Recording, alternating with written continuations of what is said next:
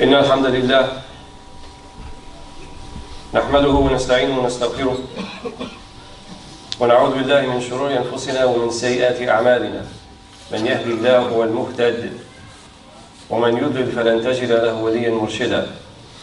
اللهم صل وسلم وبارك على سيدنا وحبيبنا وقرة أعيننا قائد الغر المحجلين وشفيع المذنبين وسيد ولد آدم ولا فخر نبينا محمد صلى الله عليه وسلم وعلى آله وأصحابه وأزواجه وذريته ومن اهتدى بهديه واستنى بسنته واتبع هداه إلى يوم الدين. تركنا المحجة البيضاء ليلها كنهارها لا يزوغ عنها إلا هالك. ثم أوصيكم ونفسي العاصية بتقوى الله كما أمر الله عز وجل في كتابه العزيز حيث يقول: يا أيها الناس اتقوا ربكم إن زلزلة الساعة شيء عظيم يوم ترونها تذهل كل مرضعة عما أرضعت وتضع كل ذات حمل حملها وترى الناس سكارى وما هم بسكارى ولكن عذاب الله شديد. ثم أما بعد. All praise is due to the Lord and Sustainer of the universe, Allah subhanahu wa ta'ala. We beseech and implore Him to forgive us our mistakes, our missteps, our transgressions, our sins, and to offer His most communicative and blessed invocations and salutations upon His last and final Prophet, Muhammad sallallahu alaihi wasallam, our beloved, and upon His kin, His companions, His wives, those who follow His sunnah and follow His guidance till the last day. He has left for us a clear, pristine path. Its day is as its night in its clarity, and all those who waver from it will find nothing but misery and destruction. Waba'd. So we begin by speaking about our Prophet, Muhammad sallallahu alaihi wasallam, and thinking about if he were here today and was able to observe the state of humanity, would there be anything in his risala, his mission, his message, that would need to be changed for addressing humanity as it is today? And I think we already know the answer to that question. And the answer emphatically is no. Nothing needs to be changed. The Prophet ﷺ came with a universal message. He came with a timeless message. He came with one that is perfect and appropriate for all different people, all different places, and all different historical times. That what remains then is for us to embody this message, to live it, to make it our most important facet and aspect of our daily lives and of our nights and of our weeks and of our months and of our years and of our children and of our families and of our communities and of our neighborhoods. And then we will see the fruits of this message of Muhammad sallallahu alaihi wasallam. But what is the main point of the message of Muhammad sallallahu alaihi wasallam? Was it to build great societies and civilizations and art and mosques and libraries and institutions of learning? And all of those things have been accomplished by Muslims in the past and today, continue to be accomplished. But is that the most important thing?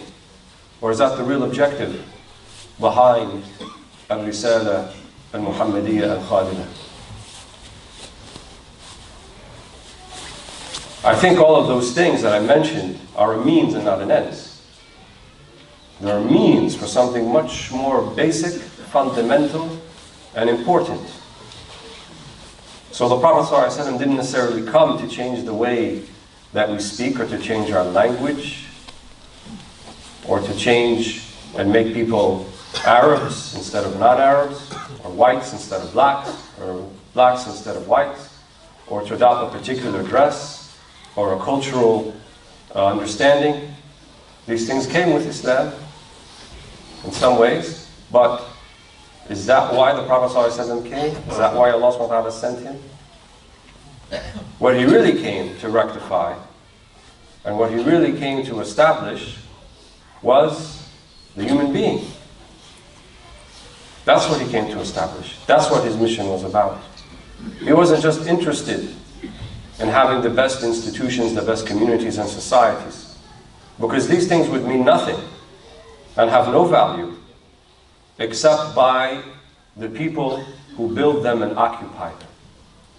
And they would have not been built, they would have not been occupied, they would have no meaning if there were not people behind them, people full of meaning, people full of understanding, people imbibing the prophetic message of Muhammad sallallahu alaihi wasallam. And so we should not lose sight amongst all of the turmoil, all of the white noise, all of the tribulations and the trials that are going on today.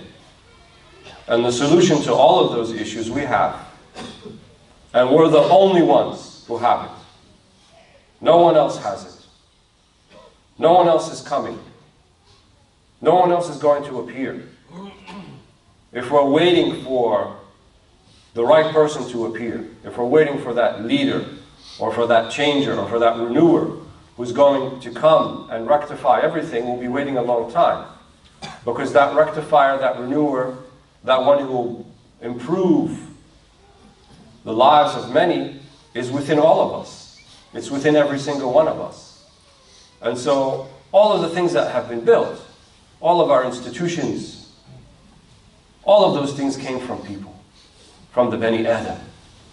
And Allah subhanahu wa ta'ala says in the Quran, وَلَقَدْ كَرَّمْنَا بَنِي آدَمَ. And we have ennobled the children of Adam alayhi salam. كُلُّكُم مِّنْ آدَمَ وَآدَمْ مِّن تُرَابٍ. All of you are from Adam alayhi salam, and Adam is from clay, is from dirt. This is our asl. This is our origin. But it's not what makes us important and significant. It's not the physical outside of who we are that makes us important. What did Allah subhanahu wa ta'ala say to the angels? إِنِّي خَالِقٌ بَشَرٌ مِّن طِينٍ فَإِذَا سَوَّيْتُهُ وَنَفَخْتُ فِيهِ مِنْ رُوحِي فَقَعُوا لَهُ سَاجِدِينَ. I am creating a bashar. Right? Bashar comes min al-bashira, from the skin, a physical thing. Min teen. From this element that in your estimation is an inferior element to what the angels were made from, which is light. And obviously Iblis had the same idea. It was made from fire. It's an inferior element. خَلَقْتَنِي مِنْ نَارٍ خَلَقْتَهُ مِنْ طِينٍ. He said to Allah subhanahu wa ta'ala, you created me from fire, him from dirt. I must be superior. But that's not what Allah said. فَإِذَا سَوَّيْتُ وَنَفَخْتُ فِيهِ مِنْ رُوحِي. If I form him perfectly, and then I imbue him with the ruh that is mine, right? It's a divine thing. It comes from Allah subhanahu wa ta'ala. This is what makes a human being significant. This is what Allah subhanahu wa ta'ala had intended all along when He created Adam alayhi salam. And when He said to the angels, إِنِّي جَاعِلٌ فِي الْأَرْضِ خَلِيفَةً. I am putting upon the earth a khalifa, a steward, someone who will do my work, who will represent me in the earth. And there's only one creature capable of doing that. Us, human beings, men and women. And so when He asked the angels to prostrate before Adam alayhi salam, فَقَعُوا لَهُ سَاجِدِينَ. Pray, prostrate all of you before him. Not a prostration of worship. Adam is not to be worshipped by anyone. Most certainly not by the angels. But a prostration of signification that you are obeying the command of Allah subhanahu wa ta'ala. That's where that prostration came from. And it's significant that it was for Bani Adam, for our collective father, all of us, Adam alayhi salam. And so it's always been about the insan. Ar-Rahman allama al-Quran, khalaqa al-insan, allamahu al-bayan. Ar-Rahman, Allah subhanahu wa ta'ala, علم القرآن. The Quran here comes before insan, right? Because the Quran is the uncreated eternal speech of Allah subhanahu wa ta'ala. There was always the Quran. It was always there before Bani Adam, before it was revealed to the Prophet Muhammad sallallahu alaihi wasallam. But it is by that which we have come to Allah's mercy, by the Quran.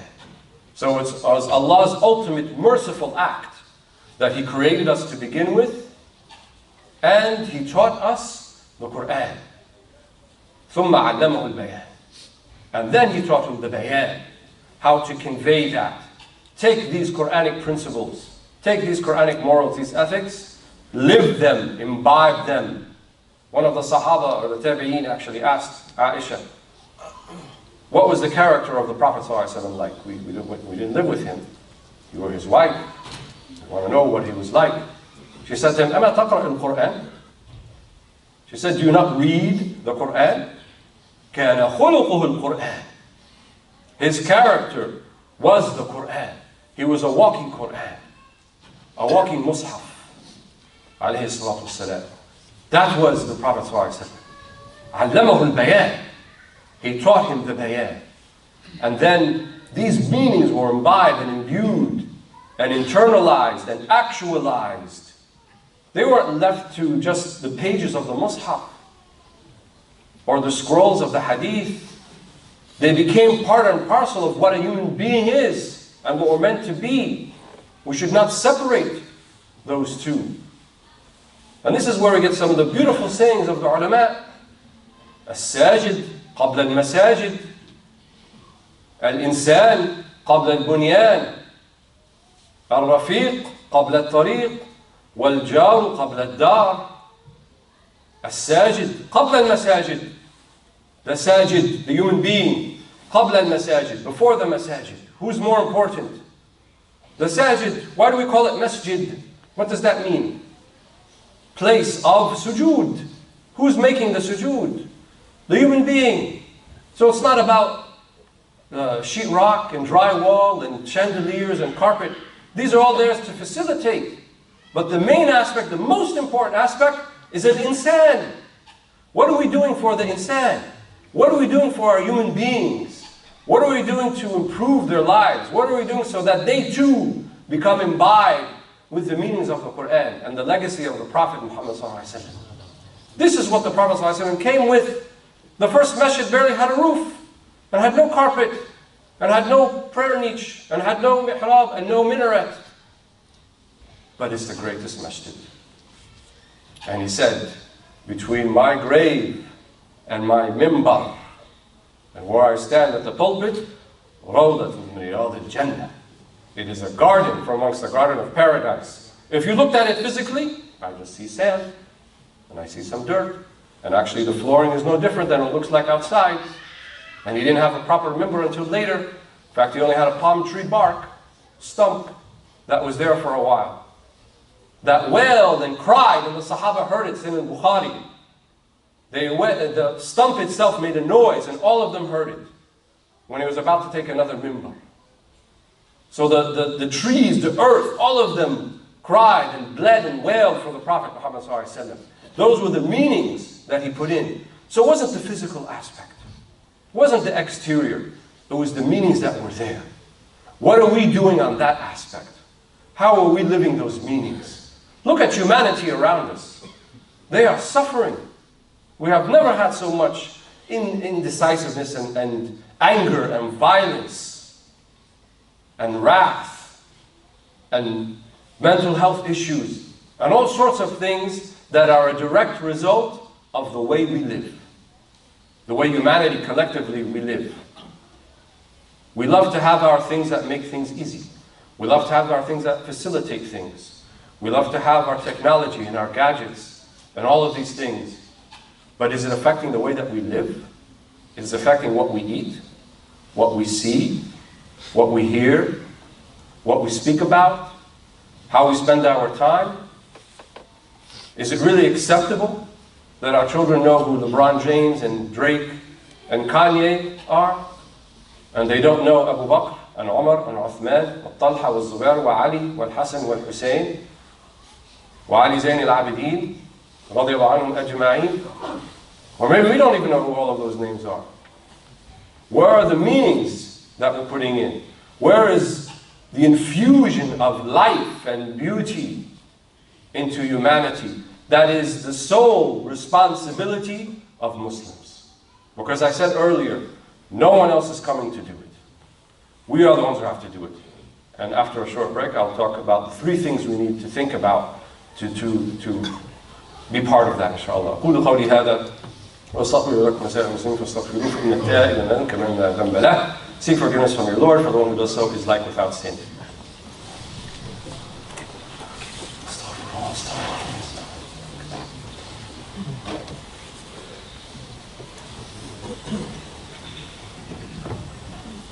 الحمد لله رب العالمين ولا عدوان إلا على الظالمين والعاقبة للمتقين ولا حول ولا قوة إلا بالله العلي العظيم وبعد. So what is it that we should be thinking about? Well, we said in the beginning it's about building the human being. The greatest legacy of the Prophet ﷺ is that he built the best human beings the world has ever seen. Not because they were the best scientists, not because they were the best architects, not because they were the best engineers or the best doctors. They were the best human beings. So what is it then that makes the best human being? Well, we said it earlier. وَإِنَّكَ لَعَلَى خُلُقٍ عَظِيمٍ إِنَّمَا بُعِثْتُ لِأُتَمِّمَ مَكَارِمِ الْأَخْلَاقِ. The Quran says about the Prophet ﷺ, you are upon a great moral character. And he said about himself, I have not been sent except to perfect moral character. So all of the people in our lives, all of our relationships, family, friends, colleagues at work, people we drive along the street with, these are all opportunities by which we can perfect that moral character and apply it. And the Prophet ﷺ said the first place you start is your home, is your family. He said, أَنَا خَيْرُكُمْ لِأَهْلِي وَأَنَا خَيْرُكُمْ لِأَهْلِي. He said, the best of you are those who are best to their families, and I am the best one to my family.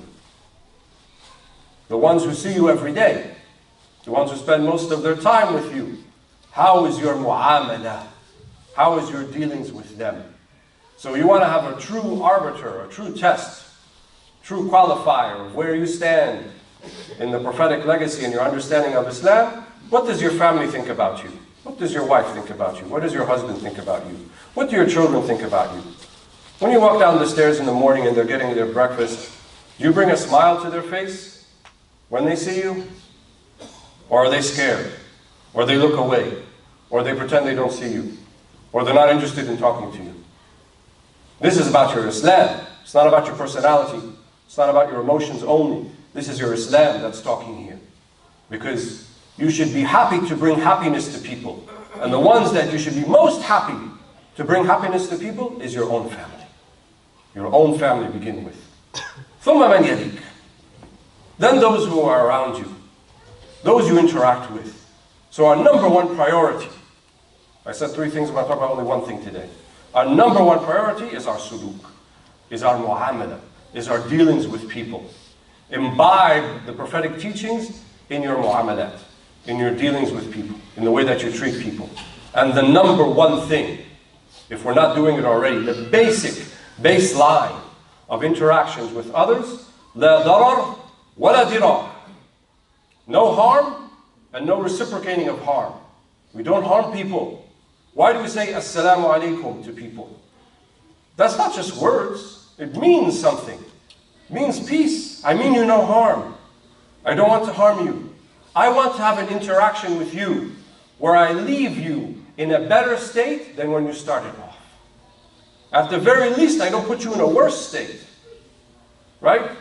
I don't want to have an interaction with the cashier at Kroger and they didn't tally my bill correctly, and then I say something untowards to them, and it's just another thing they have to deal with in their day, and I go about my business and leave, and I leave them behind, thinking, here we go, another person. who has to put me down, another person who has to ridicule me, another person who thinks less of me. We need to lift people up. We need to raise people. The Prophet ﷺ raised people. Everyone who came into interaction with him ﷺ thought they were the best and the most important person in the world to him. That's what they thought. To the degree, and I'll leave you this last thing, Amr ibn al-As thought that. One of the great Sahaba, Fatih Misr, the one who opened Egypt to Islam.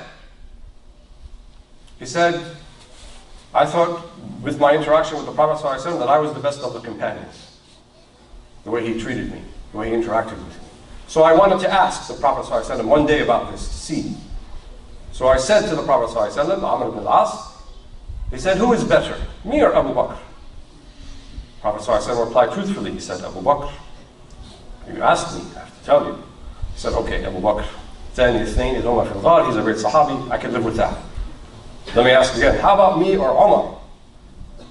He said, no, Umar. Okay, Umar al-Faruq. You know, can't compete with him. How about me or Uthman? He said, no, Uthman. Dhul Nurayn, the one of the two lights who married the two daughters of the Prophet ﷺ. Okay, that's different. How about me or Sayyidina Ali? He said, no, Ali. So he said, I wish I had not asked him. Not because he was disappointed in the answer, but he didn't want to put the Prophet ﷺ in a position where he had to answer that question. But everyone felt that way about him. Everyone felt that way about the Prophet ﷺ. They would say about him ﷺ, إِذَا الْتَفَتَ الْتَفَتَ جَمِيعًا. When he turns towards you to address you, he turns completely.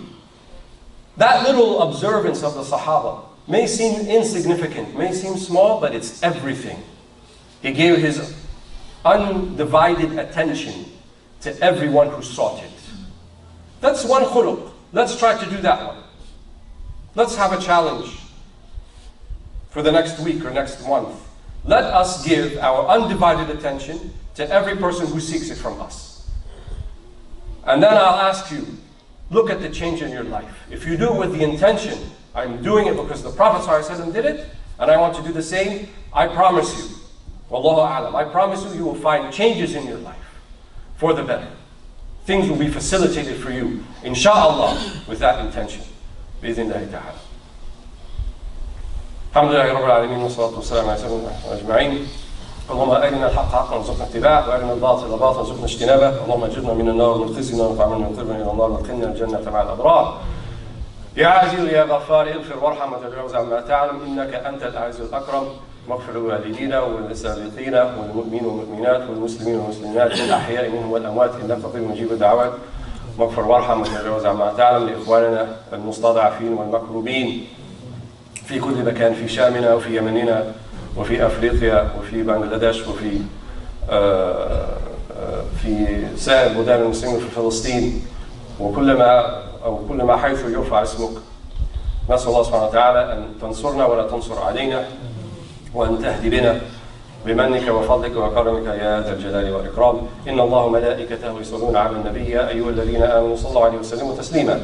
اللهم صل على سيدنا محمد وعلى آل سيدنا محمد كما صليت على سيدنا إبراهيم وعلى آل سيدنا إبراهيم وبارك على سيدنا محمد وعلى آل سيدنا محمد كما باركت على سيدنا إبراهيم وعلى آل سيدنا إبراهيم في العالمين إنك حميد مجيد عدد خلقه ورضا نفسه وزنة عرشه مداد كلماته. واقم الصلاة.